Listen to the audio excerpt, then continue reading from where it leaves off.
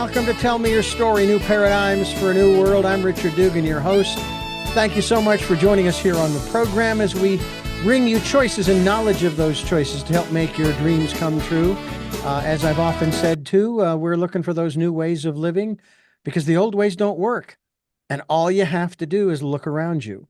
And we are here Sundays at 7 a.m. and 7 p.m., Monday mornings at 1 a.m., Wednesdays at 9 a.m., and we've been blessed with 5 days a week from 8 to 9 a.m. So I hope that you will join us Monday through Friday. We stream live at all 9 of those broadcast times at richarddugan.com. And we also podcast all of these programs on SoundCloud, iTunes, TuneIn Radio, Spotify, Stitcher, Player FM, Blueberry, iHeartRadio, Amazon Music, many other locations, way too numerous to mention, as well as on YouTube, where you can watch these conversations, and I hope you'll subscribe and also click notify or notification so that when a new conversation is posted, you will know and you'll be able to go and tune into that particular conversation and learn more about what's going on in this world from people who are actually trying to change the world for the better for all of us, not just a select few. We also ask that if you can support the work that we are doing financially, we would be gratefully appreciative.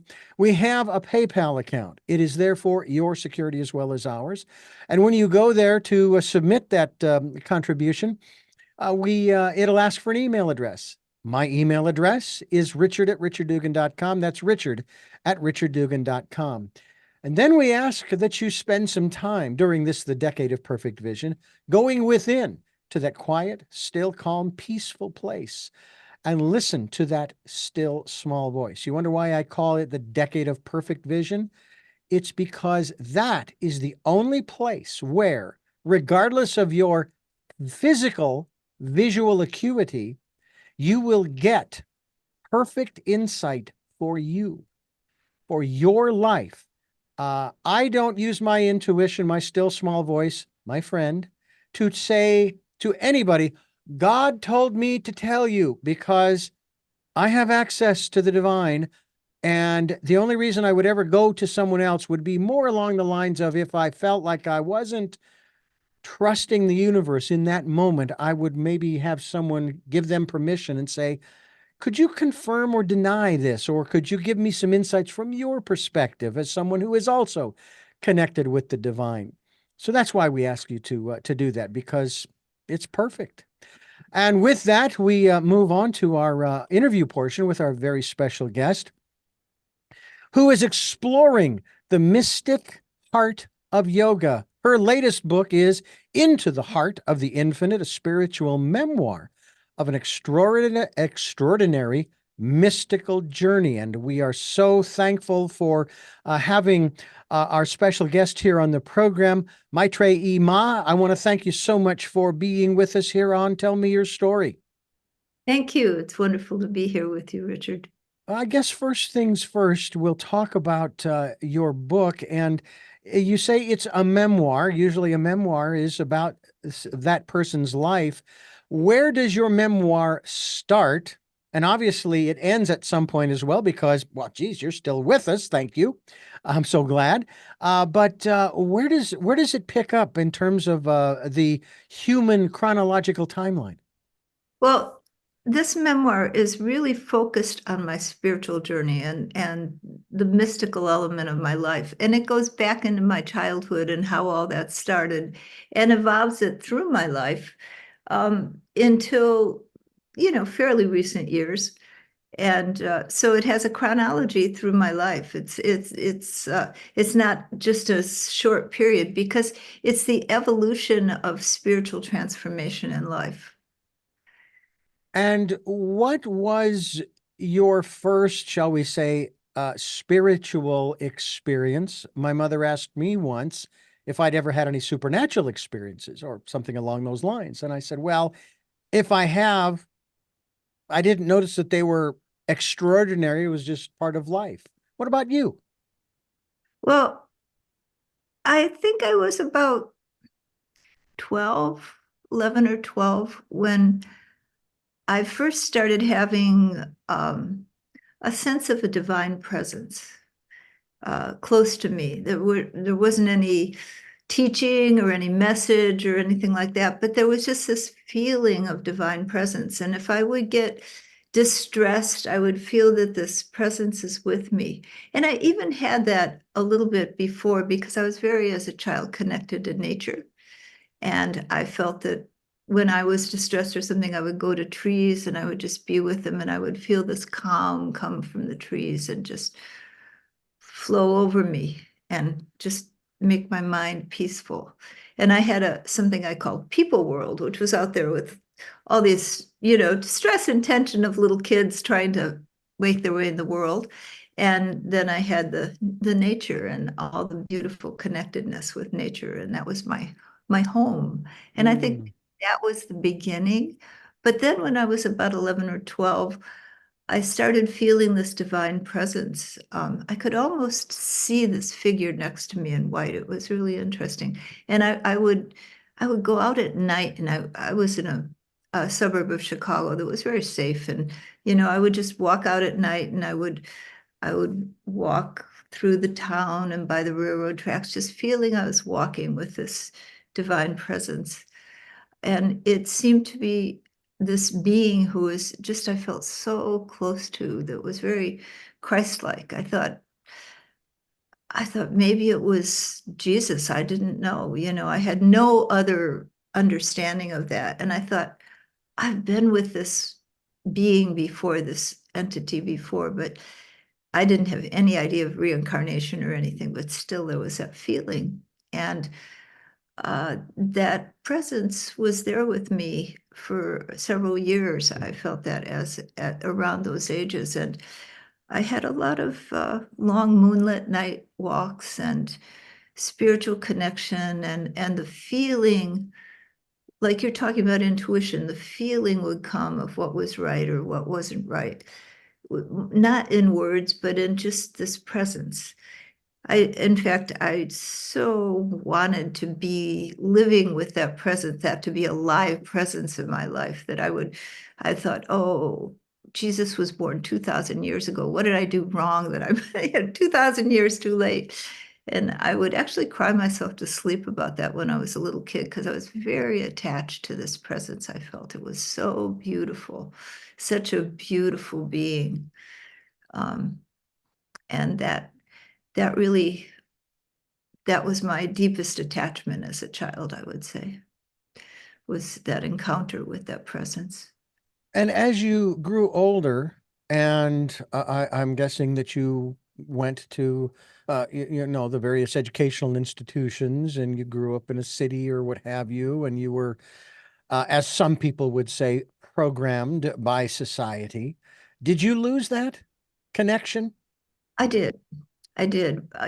My desire to be with other teenagers and a part of things. And I just began to externalize my mind from, like you were saying earlier, that inner place of perfect wisdom and peace. I began to externalize my mind to want to be socially accepted and want to be a part of things. And,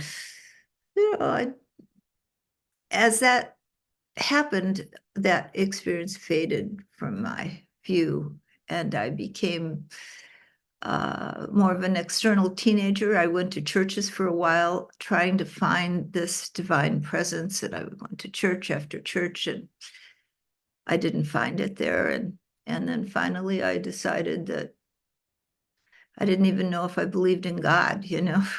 Hmm.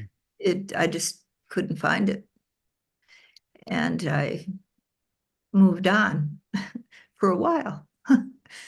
Did you ever feel the need, as you were obviously going through this process, that you needed to find someone to follow, someone who would give you, and now we're talking about in the physical world here, who would give you the guidance and so forth, and help to guide you through your spiritual journey?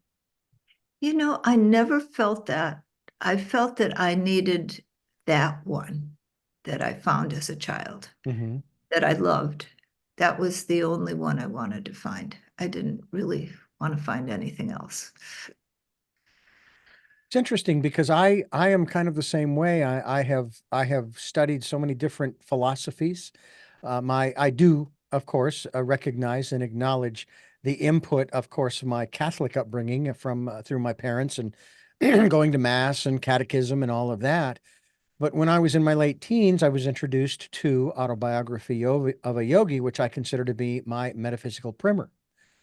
And I've read, I don't know how many books over the years, and become aware of all of these different quote unquote teachers, and heard about their particular bent on the universe and spirituality and death and dying and transformation and so forth. When you began to really dive back into your spiritual life, you were searching as well. Was there more than what you've already described that you were searching for? Like, I became a Baha'i for a year and a half Yeah. because I was looking for acceptance. I was looking for a place where I belonged, as well as looking for something to believe in, not just someone. And it was because I could not make that final step to recognize, and it wasn't that I was rejecting Baha'u'llah. It was just that, you make that final step in a philosophy or a belief system where you now put all of your trust in the founder in this case. And I Yeah. just couldn't do that. And so I said, I must respectfully decline. And I apologize if I joined the Baha'i faith under false pretense. That's how I perceived it, under false pretenses. But I Couldn't learned go so with the much. founder. Go Yeah. ahead. Oh, because you couldn't go with the main guru or founder of that. Yeah. And yet his teachings are marvelous. I mean, just absolutely incredible. I think one of my favorites, and this is the reason why I'm not saying that I rejected Baha'u'llah, because one of his sayings was, if you reject one of the messengers of God, you reject them all. If you accept one of the messengers of God, you accept them all. And I think that I was in that latter category where, yeah, I accept you as one of the messengers, but you're not my guru. You're not my foundational teacher, as it were. And I'm curious about your perception of the physical manifestations here on earth, comparing and contrasting to, shall we use the term divine intervention? I don't think that's the right word, but the influence on the part of the divine on your life. You know, my guru, Sri Nandamurti, my physical guru, um, I have an inner guru, Baba, and an outer guru, Baba, who is Sri Nandamurti, who I spent time with in India. And he had a saying which I truly, truly believe. He said, the only guru is the infinite Brahma, that, or God, essentially, that God is the only guru, that people people can be, my feeling is people can be conduits for that, and they can really speak truth, they can write truth, they can be figures through which that divine force manifests. But that divine force is everywhere. It Mhm. is the one. There's only the one. And that one is the true guru, the true source of all that is. And we find that within ourselves. We find it in teachers who speak truth. We find it in, for those who have ears to hear and eyes to see, we find it in the babbling brook. We find it in a leaf falling from a tree. Mm. It's everywhere. But it comes in the philosophy and in the deep teachings, and it comes in human form, but it comes in all forms. Yeah. When your cat sits on your lap and looks at you with total love and you melt into it, aren't you with God? Isn't it everywhere? Mm. And that's my feeling, that God is everywhere.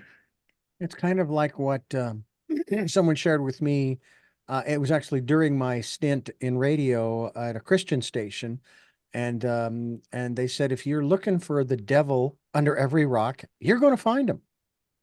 If you're looking for God under every rock, then you'll find God. Yeah. And I find it so interesting that there are so many people, especially during the heyday of televangelism back in the 80s and early 90s, that's kind of where things were. It's not so much fire and brimstone anymore. That is almost drifted. I know that it's still very strong in certain parts of the country and even the world where that's what they preach. And I understand that, and that's just where they are. But I can't go there. It took me 5 years while I was working at that station to finally let go of, not reject, but let go of the concept of hell and the devil. Because basically, that philosophy, if you will, that particular aspect makes God out to be an extortionist. I mean, that's kind of how I looked at it, saying, wait a minute. For God so loved the world. Well, if he so loved the world, why did he put us through this? Because he knew, and I guess I'm using the anthropomorphic he here in this context. Right. Uh, he's omnipotent, omniscient, and omnipresent. Knows everything, and so on and so forth. Knew all of this stuff, and so from my perspective, he set Lucifer up. Lucifer was set up. Yeah. Lucifer just wanted to do his own thing. That's all he wanted to do. And why is that? Why is that a terrible thing? Because to me, God is not schizophrenic, Old Testament versus New Testament God. You know what I'm saying? Mhm. And yet there are many other philosophies throughout the world that are older, much older than Christianity, that they don't go down that road. They do talk about, I guess, I like in the Jewish faith where it says there's no such thing as Satan, the devil. When we talk about evil and so forth, we're talking about the lowest base nature of man. You know, all behavior, everything we do, everything we think, it either goes towards the one, towards opening ourselves to connectedness, to wholeness, to that unity, or it moves away from it. It Mm-hmm. moves into duality, separation, I and mine opposed to you and yours, right? Mm-hmm. And it gets into this, that's where these sort of difficult qualities come out, and a lot of struggle goes on, and we have wars and we have feuds, and terrible things happen in human society, because we're there. We have a choice. I think as human beings we have a choice to move towards the one or to move towards ego-based lifestyle, and every action we take, every thought we take is a part of that choice. Mm-hmm. And for me, because I've followed an Eastern path for a very long time, and uh, sin is sin is misunderstanding. It's taking the unreal to be real. It's it creates delusion in the mind, which walks you down the wrong path, walks you down a path that's not really to your benefit or to anybody else's. Um, and so we all have the ability to try to understand as best we can, and to live in love and grace, and live in connectedness to that divinity.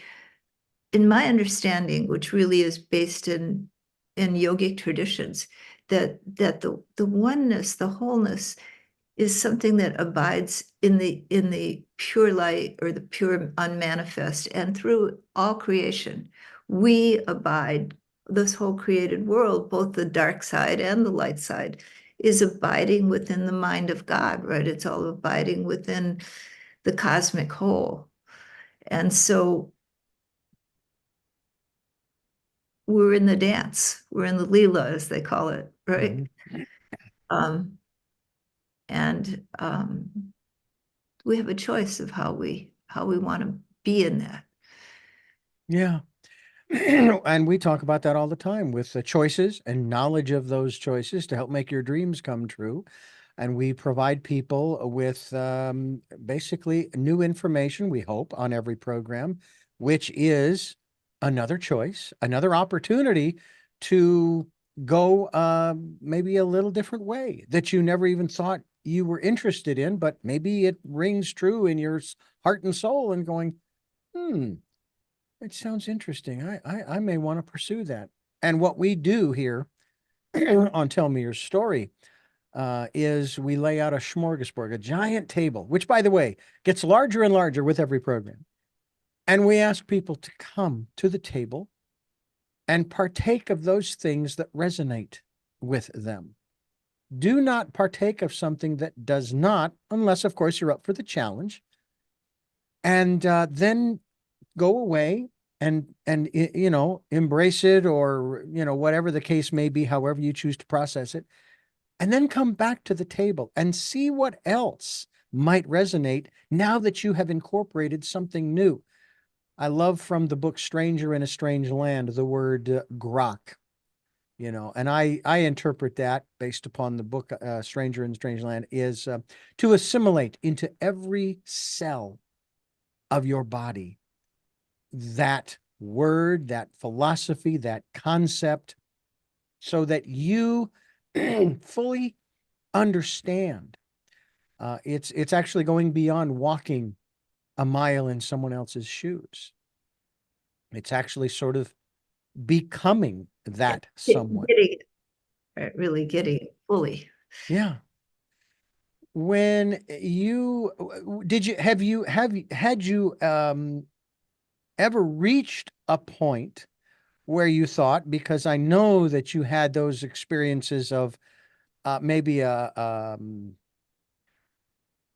diminish, I'm not going to say a loss of, but a diminishment in your own mind of your own personal faith, your own belief, your own philosophy. But did you ever have moments when you felt as though I've arrived, I made it, I'm here, finally, and I don't have to work as hard? Um, I have the feelings that unitary wholeness of divine presence and of that unitary wholeness. And it's not, yeah, it comes and goes, I think it comes and goes for all of us. Maybe there's some people who it never goes for, but the rest of us, there are little moments, or maybe bigger moments, or maybe days or weeks or months, but it's something that deepens, and it's always there. It's like we have this spectrum in which we live, like there's layers to our being, and we have a spectrum in which we live and we work in the world. And we need our egos, we need our body mind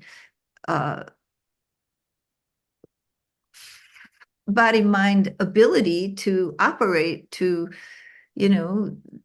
be connected in the world of duality, of doing and receiving, but beneath all of that, deeper in the space that you were talking about, where you go, where there's perfect vision, where there is that inner intuition, there's a plane of connectedness.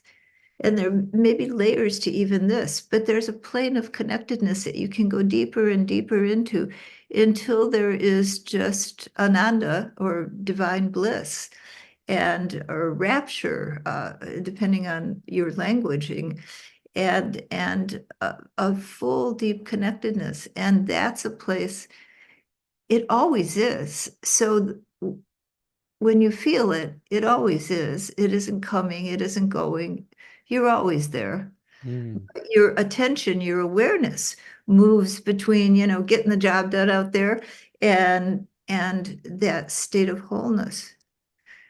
mm. And so, is that a question? I don't know if I've answered your question or not. I don't think it's something that, yeah, I've experienced that a lot. Mm. But It's Maetreyii Ma is my guest here on the program. Yogama.info. That's the website we'll be linked to. You can find out more about her book, Into the Heart of the Infinite. Uncover the mystical depths of spiritual transformation. I want to talk a little bit about transformation, and there's the book that she is holding it up. Um, I want to ask you in that regard because in the New Testament, and I'm trying to remember exactly where it was in the Gospels, where Jesus is, he's communing with his disciples, and he's performed these miracles and so forth, and they're just like, wow, this is pretty cool. He's something else. All right, you know? And they basically ask him, hey, you know, the stuff you've been doing, can you teach us how to do that stuff? And I paraphrase, well, yeah, but that's nothing compared to the works that you will do. Greater works will you do than these. And my observation is that what he was referring to ties into the word I wanted to focus on. The greater work is the transformation of our lives to a higher consciousness, a higher living, if you will, a more connectedness to the divine. Talk to us about your observations and your experiences in that regard of to transformation. okay. Um, you know, we were talking earlier, there was this period where as a teenager, I would say I became agnostic, atheist. I couldn't find it, right? And then I went into a period of experimenting with LSD, you know, during the days of the late 60s, early 70s when that was a thing. And it's now a thing again. I can tell you that therapies with psychedelics is becoming a big process in the world. But at that time, I took a variety of trips and I read Timothy Leary's psychedelic experience, and I got into it as a spiritual path, I would say, because I didn't know anything else. And it brought me to deep states of union, uh, just cosmic union, feeling that time would slow down and everything would become one, you know, just looking at an object and then just feeling like just moving into the wholeness, like the macrocosm and the microcosm and how everything melted together as one.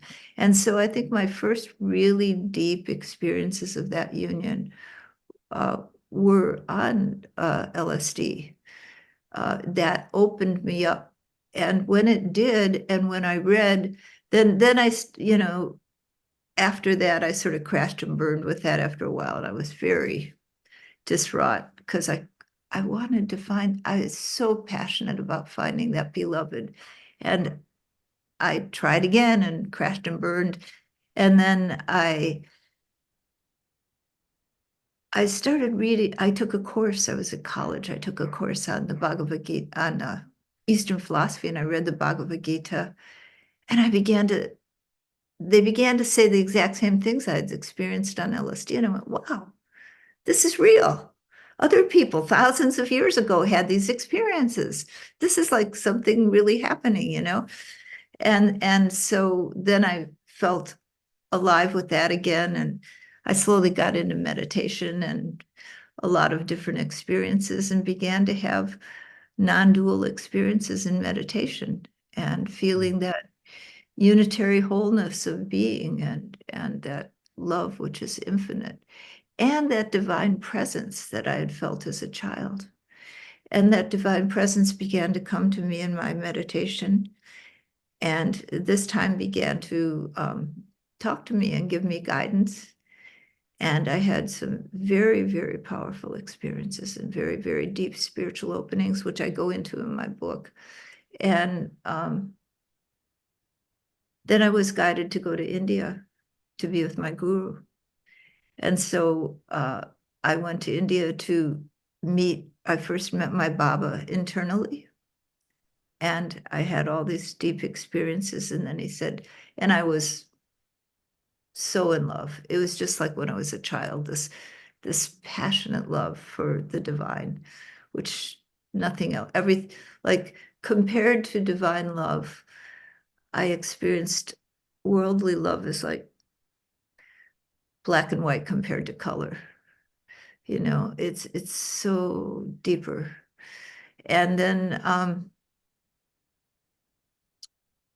I ended up going, Baba guided me, my inner Baba, to go to India to see him in physical form, and that I think had been the pain of my childhood, was that this being, this presence I felt, this God presence, was not physical. And so I went to India, and when I met my physical guru, I felt that same energy field, energy signature that I had felt internally as a child, as when Baba came to me in my 20s and when I started meditation. And yeah, so it wasn't ever seeking an outer guru or an outer source. It was finding the inner source and then finding that same inner source embodied in another person. It was interesting, but it fulfilled something that I think I wanted there to be some physical manifestation of this all-knowing consciousness. And I found that in my physical guru, who I was around for about a year and then moved away from, circumstances of life. Mhm. Made it so that I really didn't have that contact beyond that year that was physical, that was in the same area. But I had the inner guru and the inner guidance. And, the yogis say guru, God, and self are one. And that's my experience, that guru, God, and the deeper self of your being are one and the same. And so meeting the guru within, meeting the God within, and meeting the deeper nature of my own self is all for me the same experience. And that deepened into a melting back into that, melting into it, so that flows through, that it's there. And then feeling that immense love just flowing, and feeling it all around me and everything that is and in everyone, and feeling God presence. Have you ever had this is an unusual term, but nonetheless a Buddhic experience where you were searching for something, and the harder you searched, the harder it was to find, until you finally threw up your hands and said, I surrender. I surrender. I give up. And then suddenly it just, boom, it just appeared. It just came to you. It just manifested. Well, Richard, I think you've hit on the very essence of what it's all about, is surrender.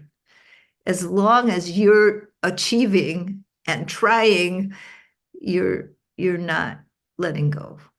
You're not letting go into God. And it's that letting go, that surrender. Yeah. Mm. That's the key. It's an extraordinary story, to just what I do know of it. Haven't actually read it, but I've heard the story recited by many people. We even named one of our cats Siddhartha. Yeah. He was most of the time, he was anything but a Buddha. He was a little on the wild side sometimes, but he was a very fun, very much so domesticated cat. But I think we named him correctly, or I should say, he gave us the name to give him correctly. I'm a firm believer that animals, you don't find them, they find you.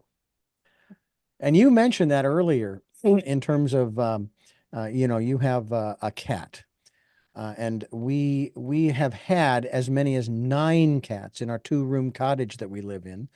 as many as 3 dogs, and as many as between 30 and 40 chickens. Oh, Now, right now, we only have 9 chickens, 2 cats, and 1 dog, just through the natural process of life. I want to have you, if you would, touch upon, and again, we're talking with Maetreyii Ma, and we're talking about her book, Into the Heart of the Infinite, uncovering the mystical path of spiritual transformation. I want to talk a little bit about the term I use is transitioning. Bernie Siegel got all over me on one interview when I made reference to his wife transitioning, and he immediately stopped. She didn't transition, she died. Why? What's wrong with using the word die? And so, to Bernie's homage, I acquiesce in that regard to say, okay, death and dying. But let's talk a little bit about that. I mean, from this side of the realm, if you will, I have had quite a number of passings in the last couple of years, from my father and my eldest sister to my best friend and others. And I've come to the, I'll say, understanding that they're no longer in physical body. I can't call them on the phone. My father lived in Phoenix, as did my sister. My best friend lived in Phoenix, and so forth. I can't call them on the phone, even though I haven't removed their numbers from my phone, which is interesting. Now I can talk to them anytime I want. And I get impressions from my father, not words, just, impressions. Or sometimes I'm speaking out loud, sort of self-encouragement. And, it's okay. It's everything's fine. It's all good and everything. And you're doing fine, and so on and so forth. And I think that's my dad, and he's coming through. You know what I'm saying? mm-hmm. Yep. What's your perspective with the philosophy that you hold today? Because it is ever changing for all of us, as far as this process of transitioning and the, shall we say, the influence of those who have transitioned or died on our present day material lives. Well, I, like you, have lost a number of people in recent years. And it's an interesting process. We go through life, we form attachments to people.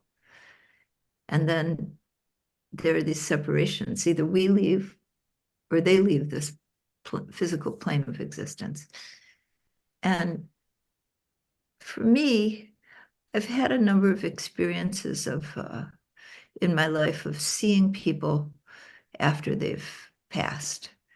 Seeing my cat after I had a cat once that passed away that I saw walking around the house for a week, clearly wanting to just do what it always did. It wasn't ready to leave. And I've had other experiences. Once I stopped at an accident where someone died in my arms who had been thrown from a car. And then when I got back in my car, they came to me and they came to me wanting to, they were confused. Mhm. I was the only person who happened to be available to listen to them, and Yeah.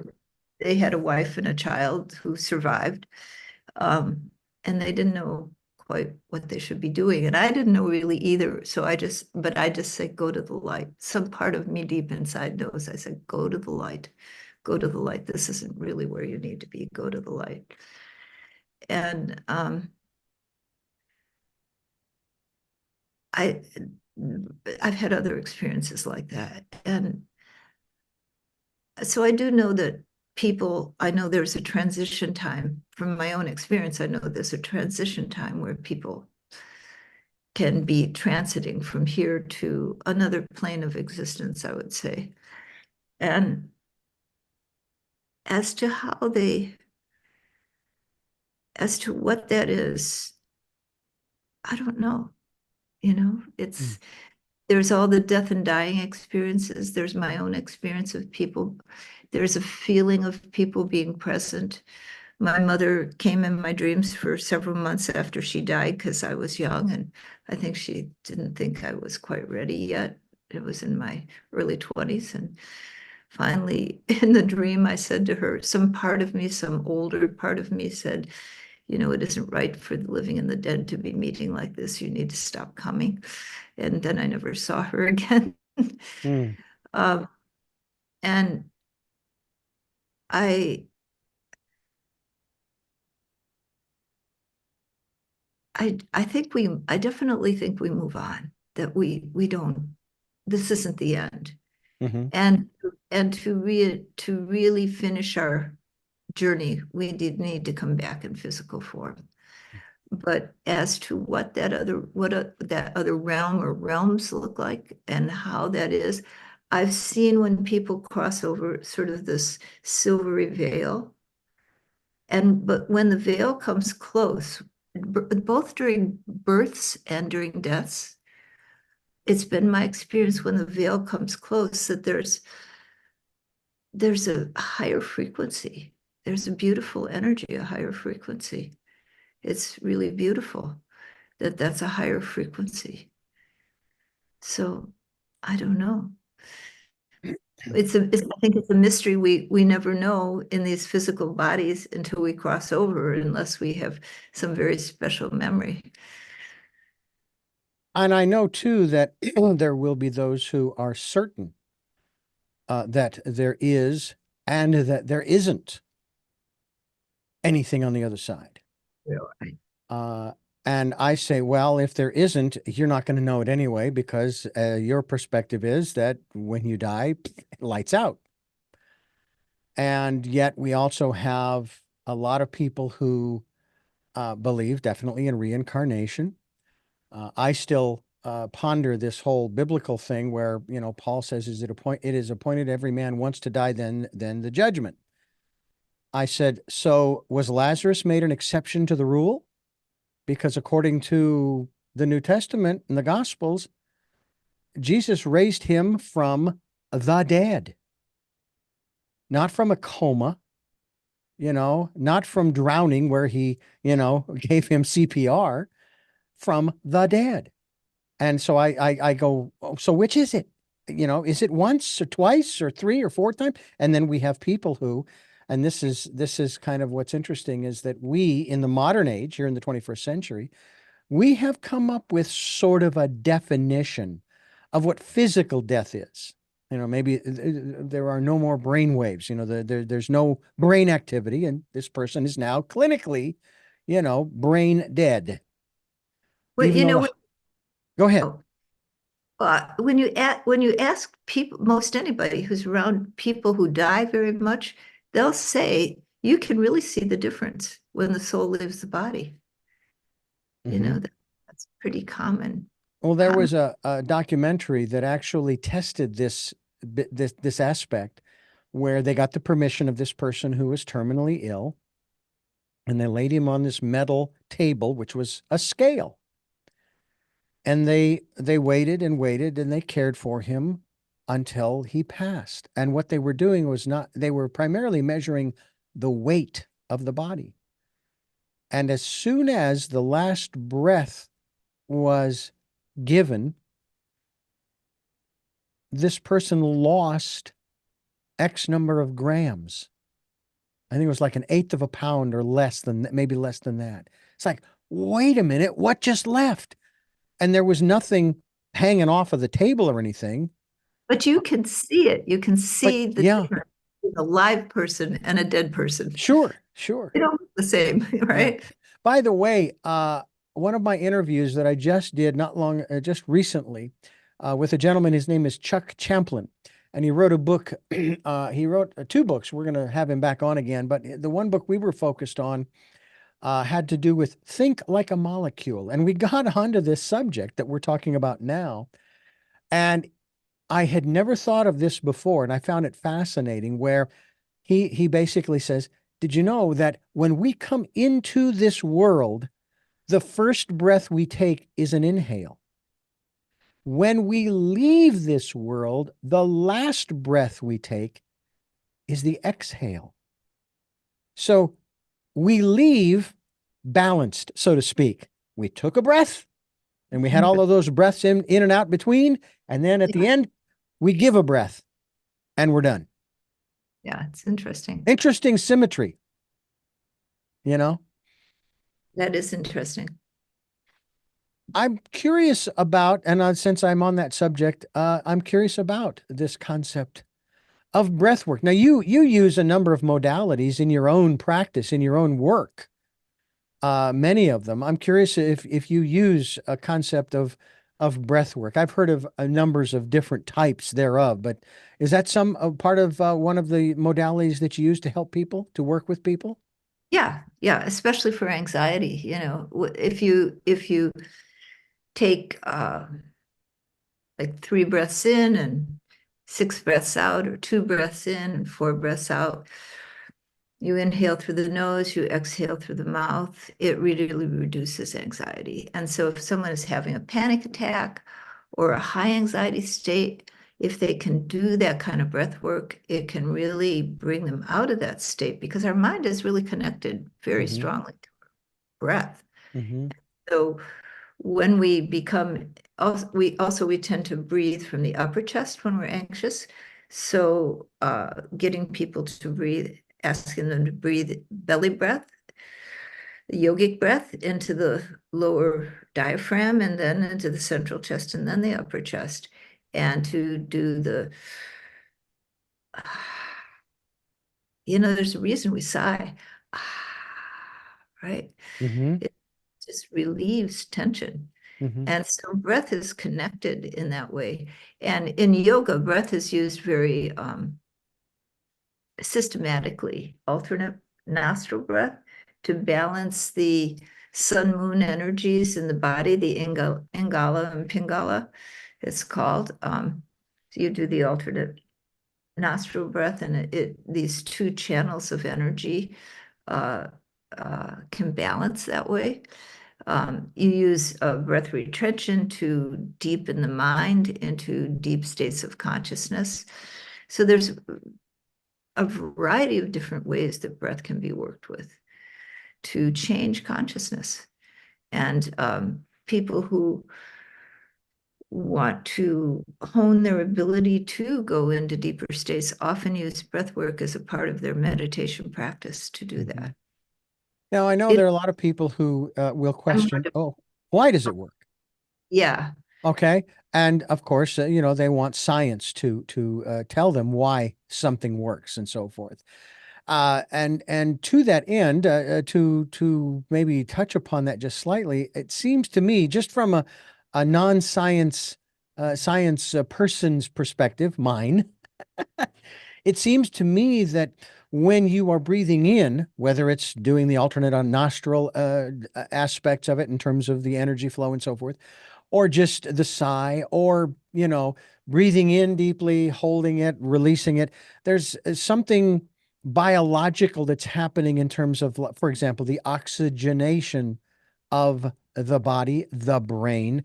And specifically, let's touch upon this aspect of one who is anxious, who's got anxiety, and they start doing this breathing.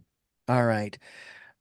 Is from a scientific or biological standpoint, is it the oxygen that we're taking in that is helping the brain to then calm and process information and maybe start to put it back into a perspective that does not create more anxiety? I can't answer that from a scientific point of view because I haven't researched it, but I can answer it from a yogic uh, understanding of the body-mind subtle body theory, Mm-hmm.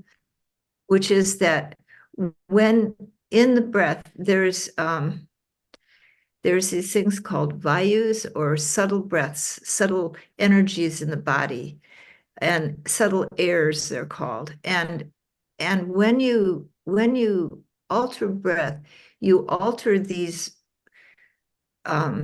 energy fields that go like the upper ones go downward, and then there's energy that comes up. And so you want, if it gets off balance, you get emotional states that are off balance. And so you want to balance these pranas in the body, these energies in the body.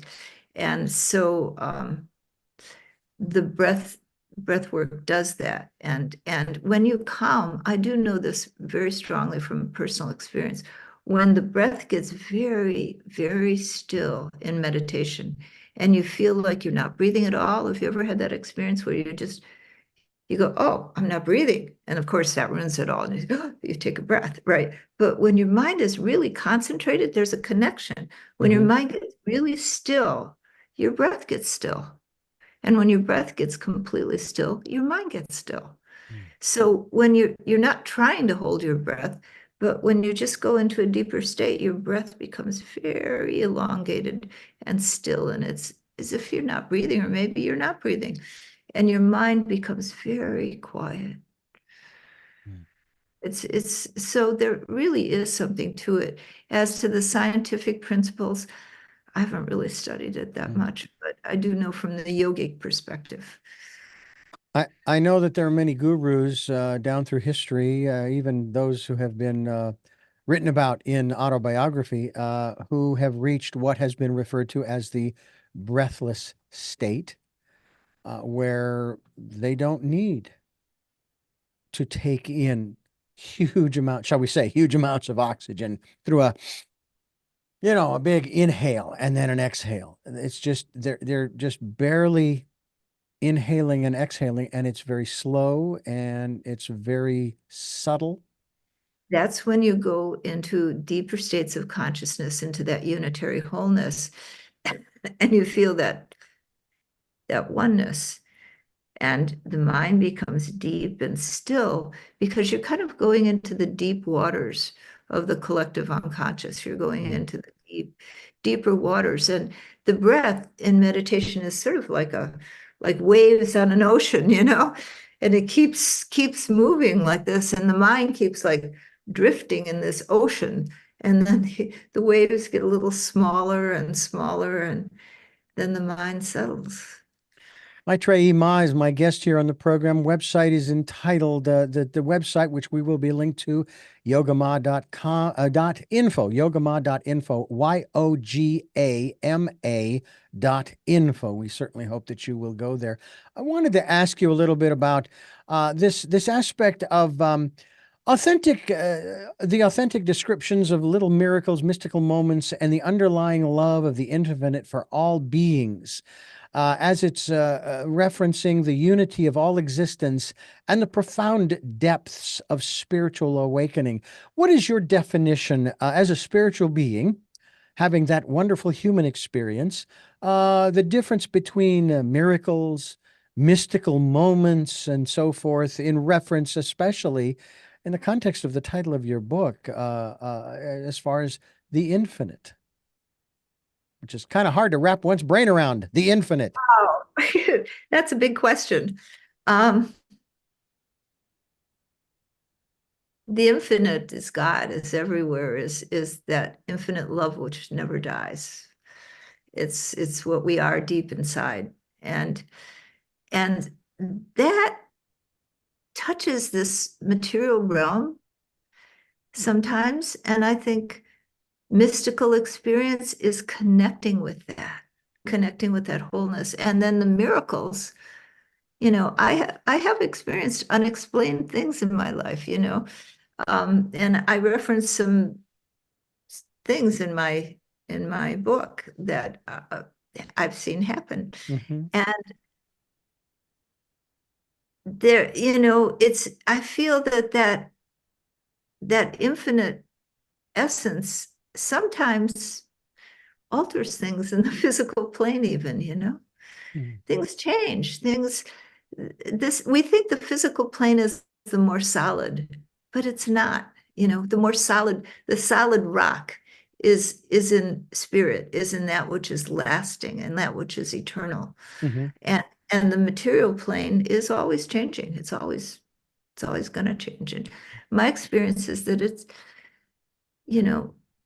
the deeper you go into that mystical realm, the more fluid the spiritual plane becomes, I mean, the physical plane becomes, the more malleable, if you will. Mhm. Like you were saying, you connect with your intuition, you connect with your guidance, and things seem to flow in a magical way sometimes, right? Where you don't know how it's happening, but it's happening, right? Mhm. And I think we all have those experiences sometimes in our lives. And it's special. And it's an acknowledgement sometimes that spirit, that subtle level of being is really where truth lies, where reality is.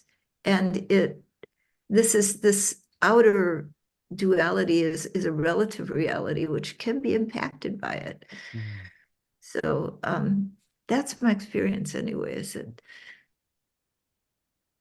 it's uh, there is a love that transcends and that always is, doesn't change, doesn't move, and a love that's so powerful that it can move through into this material plane. It can change things. Mhm. It can change who we are, and it can change our hearts. So, Let me ask you about something that you have created. And by the way, folks, this is Maetreyii Ma, and we're talking about, of course, not only just her book, which is, of course, Into the Heart of the Infinite, but I want to ask you about Ananda Guru Kula. What does that mean? What is it? And just so folks know, it is a nonprofit 501c3. So we'll want more than just that. And how does that facilitate what you do in working with people to help to transform their lives? well, Ananda Guru Kula is a 501c3 as a church, as you've just said. And it's really just a an organization to help with the work that I'm doing. And um, Guru Kula is a traditional word, and it's a certain style of teaching, actually, that is very sort of ancient tradition in India. And it's a style of teaching in which oftentimes students will come to the house of the teacher and they'll sit with the teacher, and the teacher will teach them, whether it's a spiritual guru or a musical guru, or they may be learning sitar from their guru, right? They may be a music guru, but they will come to the teacher's home, or they will be nearby the teacher, and they will come every day and learn from the teacher. And that's what Gurukula means. And it's a sort of very old style of teaching, if you will. And it's a traditional name. And so this name, Ananda Gurukula, is indicating that it's a format for teaching and for bringing forward the wisdom teachings of the East and of yoga.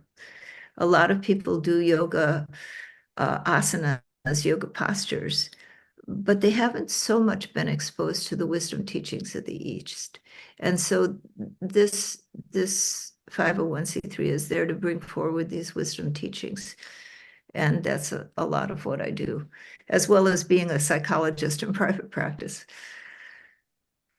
Hmm.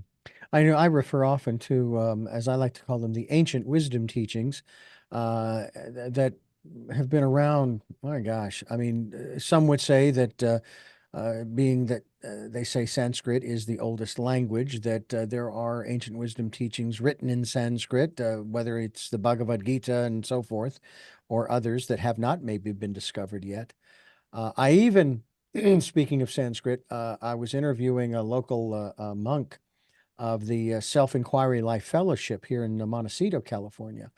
And he was telling me that in England, in London, England, in the schools, they're teaching students how to read and write Sanskrit because they have found that it helps to change in a positive way, in an awakened way, the neural net, or the brain's synapses, the pathways, and so forth, in terms of their being able to process information in such a way that is, shall we say, more, I don't know, beneficial or something along those lines. But it's a good thing. It's a good thing.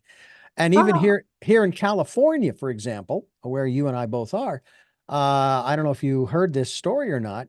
They have and I did. Of course, there are those who are saying, I didn't know they ever eliminated it from the curriculum. So they passed a law to reintroduce into the educational system cursive writing. really? Yeah.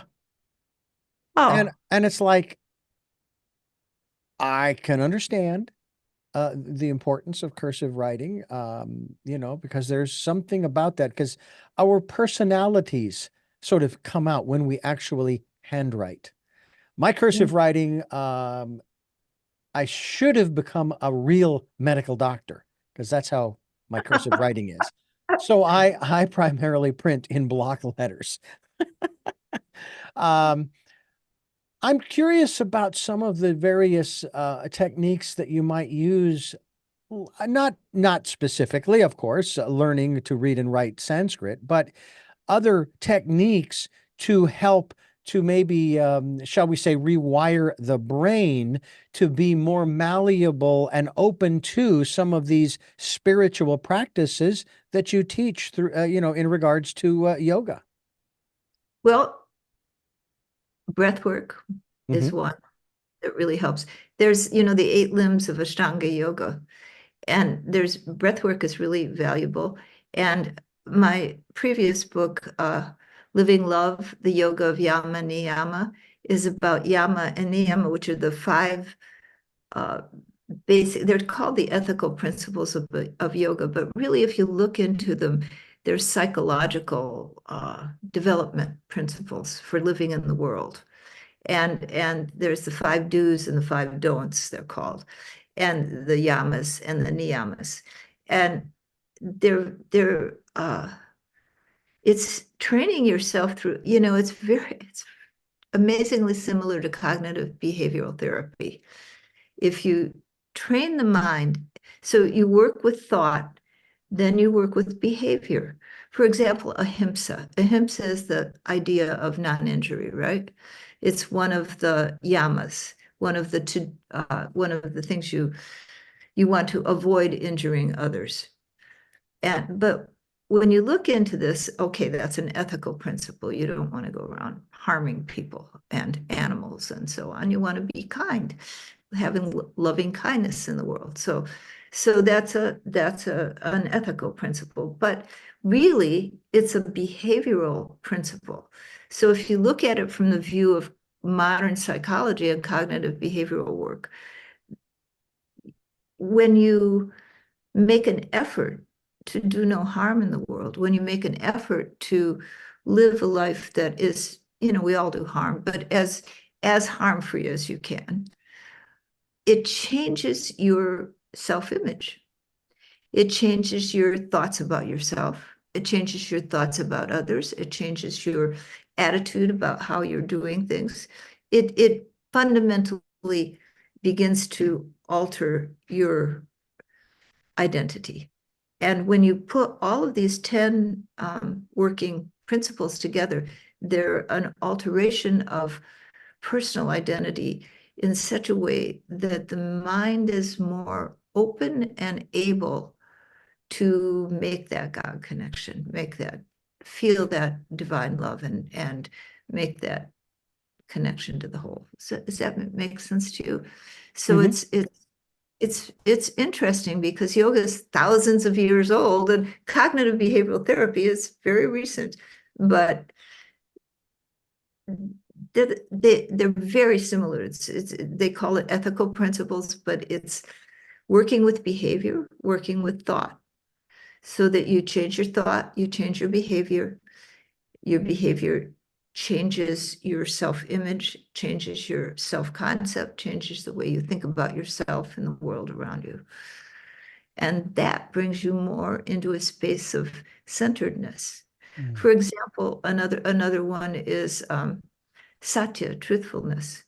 If you're going to be, we say, well, I don't lie. I'm an honest person. I don't try to rip people off. That's fine. But are you the kind of person who's really deeply honest with yourself, about who you are, what you are? If you have really deep integrity, really deep self-honesty, and you live a life of integrity, where you're really the inner person that you are begins to come out in the outer world, and you begin to live in integrity, that changes how you feel about yourself. That changes how you think about yourself. That changes how you relate to other people. And it connects you more to divine love. Mm. It connects you more to being in deep truth. Mm. And these things all go together as you cultivate them, to transform who you are. We're talking with Maetreyii Ma, and we're talking about, of course, this whole aspect, which is extremely broad. We're talking about yoga, obviously, but other areas that are connected. I wanted to ask you if this is something that we can talk about. I would love to talk to you about and have you describe, because I like what I was reading here, talk about the progressive utilization theory, or the acronym is listed here, PROUT. Is that something that we can discuss? Yeah, it is. My And guru. here's the reason why, folks. It's a new paradigm of development intended to guide society towards a balanced, equitable, dynamic, and wholesome expression. It is a progressive and comprehensive social theory articulated within a spiritual outlook. And am I still correct in saying or adding to that that it does not circumvent anyone's free will? It's always a choice. Yes. Talk to us So about Prout. proud, proud is a concept that my guru in physical form, Sri Anandamurti, gave. And it's pretty dynamic. It's basically a socioeconomic theory. It focuses on um, a world, an interwoven, interconnected world, which we certainly have today. Um, but being able to maybe blend that world view with local economic control, so that there's local economy, local based economy, and giving people more control over their local economic world. Mm-hmm. And it also prescribes that everyone's basic needs should be met by society. The food, clothing, shelter, these kind of basic physical needs should be met by society, and that nobody should have to go homeless and hungry, but that everybody has a baseline, so that people can have the opportunity to develop their spiritual life and to develop their potential for positive expression in the world. And that nobody is denied that potential because they're born into a poor family. And we all know that that happens a lot in our world, that people are born into poverty and they never get an opportunity to really feel that security inside themselves on the physical plane, and their lives are struggling for that. And so they don't get to express who they are. And so it's focusing on a society that really cares for the individuals in the society, and also brings local economic autonomy within a smaller regions, as well as a global outlook to solve global problems like climate change or some of the other heavy duty global problems that we're having. Some of the conflicts that we have going on. Yeah. Um, and without going down any particular shall we say, rabbit hole on these subjects. One of the things that I'm fascinated by, because a part of our slogan, "Tell me your story, new paradigms for a new world." And I've often quoted REM in their song, "It's the end of the world as we know it." Well, at every moment, it's the end of the world as we know it, because the world that we knew a minute ago, a day ago, a month ago, a year ago, 100 years ago does not exist anymore. And yet there are people who want to go back to some of those times. Yeah. And it's like, you can't. It No. isn't possible, because it's almost along the lines of once you know something, now you're responsible. You cannot claim I didn't know when you know, and then you don't do anything about what you know. It's like with this program, I used to comment at the end. I said, "Okay, now you've listened to this program. Now you have to deal with it. It's too late. You've already heard it. You can't unhear it." I used to say it in a bit of seriousness, and someone made a comment about that. So I try to say that tongue in cheek, but it is true that once you've heard something, and that's why I'm wondering from your perspective, especially with Prout, how important it is for us to monitor our personal input, who we associate with, what we read, what we watch, what we connect with, say on the internet. I want to use the word social media, but it goes beyond that, because it's not just social media. It's all of these different websites that people go to get whatever it is that they think they're going to get, because all of that has an influence, has an impact on our being overall, right? You know where I go with that, with what you're talking about, is that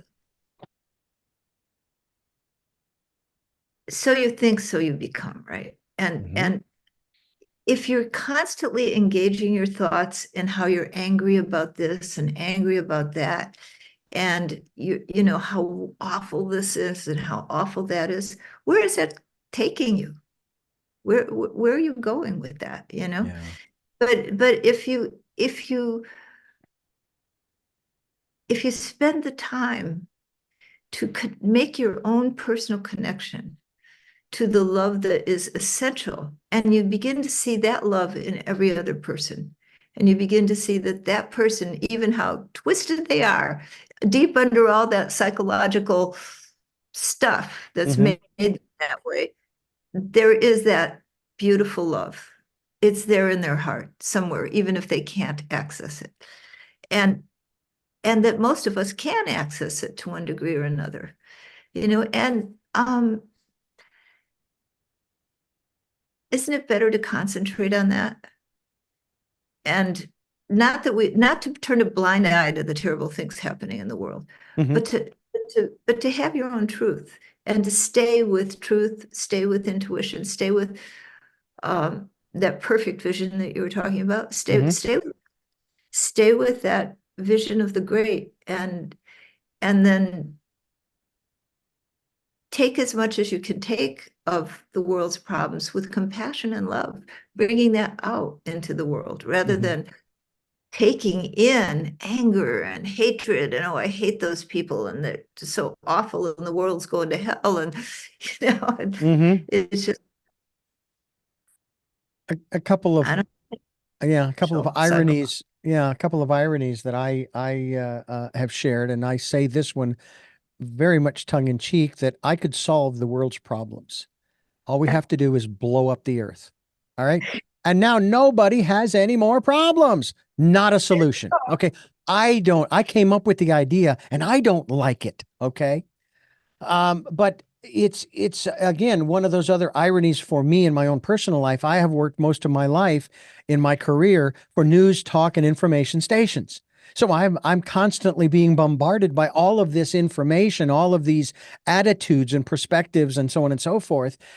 And I've been able to find ways to circumvent that, okay, by basically turning the volume down, which, if you don't like it, change the channel.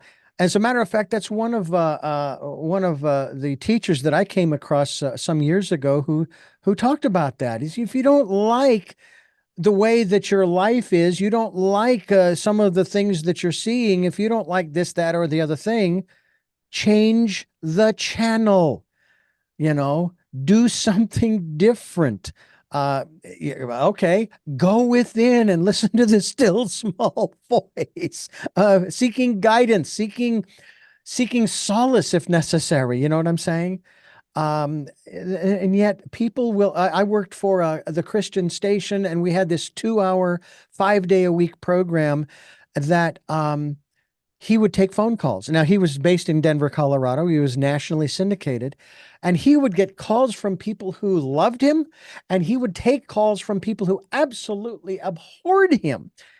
And to those people who abhorred him, I'm sitting there going, if you don't like him, why, A, are you even listening? B, why are you calling him? And it's basically because they want to get their pound of flesh. They have a vest. But that's one of the things that I found so fascinating, is that people become so vested in that anger, in that frustration, and somehow they have to feed it, right? Yeah. Go ahead. Yeah, I think that has become a little bit too dominant in our society today. Yeah. It is harming people. But there are some studies that are now showing that people are getting tired of it. They're not only getting tired, but they're getting tired of it, and they're starting to shift away and do greater things in their lives, like contacting you through your website, Yogama.info, maybe getting a copy of one of your books. And in this case, on this program, we're talking, of course, about Into the Heart of the Infinite. I want to ask you, there it is again. She's self-promoting, and that's a wonderful thing. That's what we're here to do, is certainly promote not just the work, the books, but also the work that you do. I want to ask you, in regards to the infinite, which again, I cannot wrap my brain around, but Okay. who can? But in this context, what or who or where is the heart of the infinite? Well, perhaps it's everywhere, but where your contact is in your own heart, in the heart of your heart. In Sanskrit, it's called Hridaya. It's often found near Anahat chakra, near the heart center, and that heart of your heart, that's where your contact is. That's where each of our contacts is, in the heart of our hearts, in the heart of hearts, where there's just deep love. That's where your contact is with the divine, with the infinite. Of course, where is that? Well, it's everywhere, isn't it? It's in each of us. And we can spend time in that meditative state if we choose to, in that quiet place, and connect with that heart, right? Yeah. And it is so beneficial. Absolutely.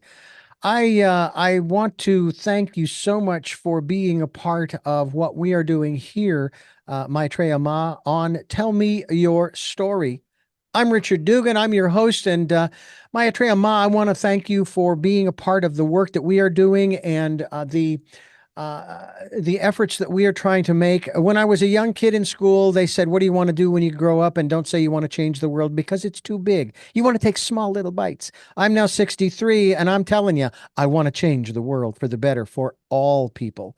How about you? What do you, and maybe I can put it in this context. What do you want your legacy, if we can put it in that context, to be? And again, we'll keep it extremely non-ego-centered. It's like, I'm here, my life's purpose is, and what I want to leave behind is.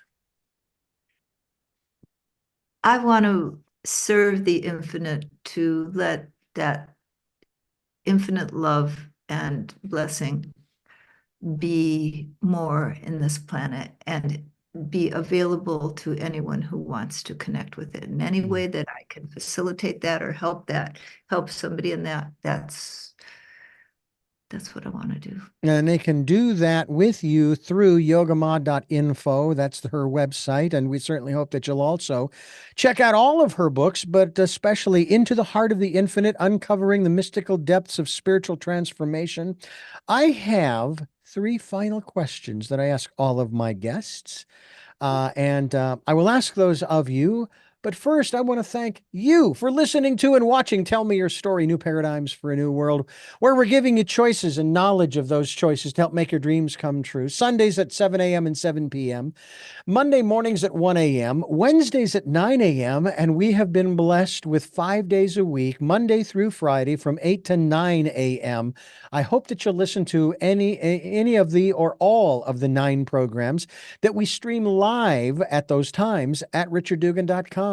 They're also posted on SoundCloud, iTunes, TuneIn Radio, Spotify, Stitcher, Player FM, Blueberry, iHeartRadio, Amazon Music, and many other locations.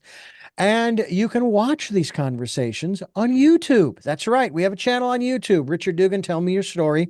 And we hope that you'll subscribe to either, as well as select notification so that when a new conversation is posted, you'll be notified and you can tap into that conversation.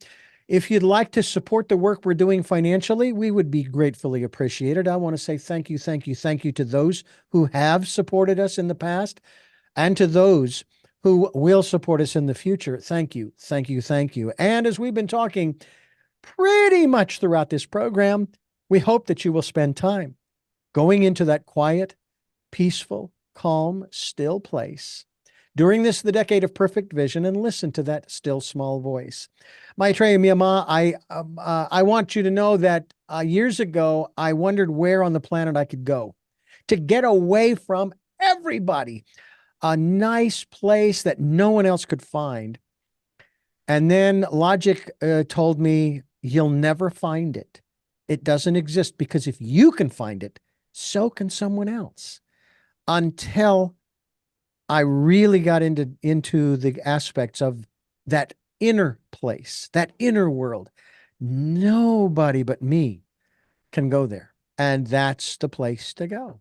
And you can make it whatever you want. You can imagine it to be a forest or a beachside or out on the ocean somewhere or in the mountains or wherever it is you want.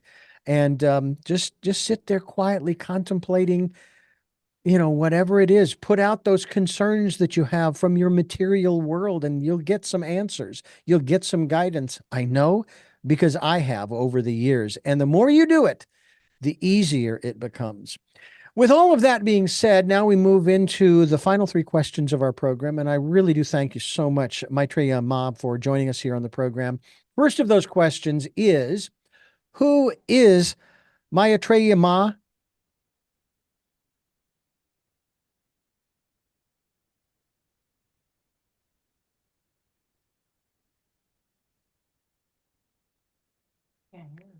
Oh, you can hear, and you're only the second person who has given me that answer.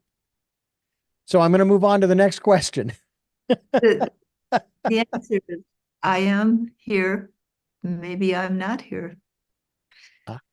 Maybe it's all part of one. What is it that gets you up in the morning?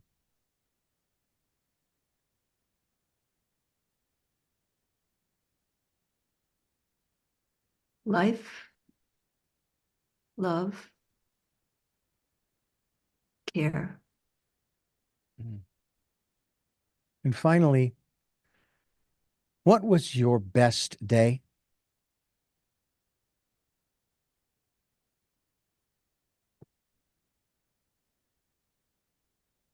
Times when there's been the deepest immersion into the love of the infinite.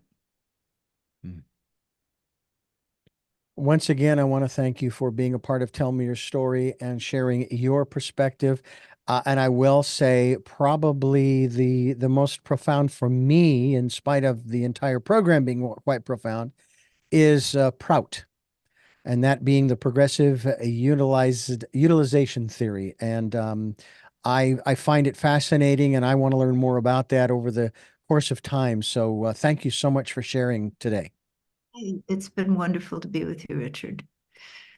And I thank you for listening to and watching Tell Me Your Story, New Paradigms for a New World, where we're giving you where we're giving you choices and knowledge of those choices to help make your dreams come true. And until our next broadcast, podcast, videocast, love to love. Jeanette, I am still listening. Dad, continue to be happy because I am. To my dear friend Smokey, I will see you on the other side. And to my friend Zorro, aho, aho.